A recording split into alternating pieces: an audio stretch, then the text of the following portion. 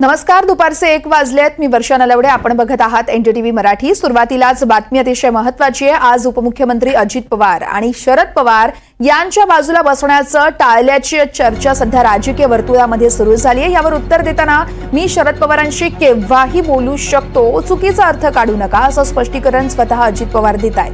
कार्यक्रमात आधी जी बैठक व्यवस्था करण्यात आली होती त्या बैठक व्यवस्थेत अजित पवार हे शरद पवारांच्या शेजारी बसणार होते.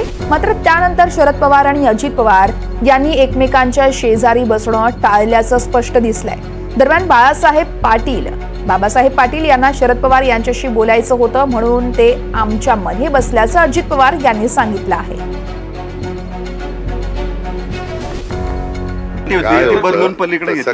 त्याच्यामध्ये बाबासाहेबांना काही साहेबांशी बोलायचं होतं, तर मी केव्हाही बोलू शकतो म्हणून बाबासाहेबांना मध्ये बसवलं.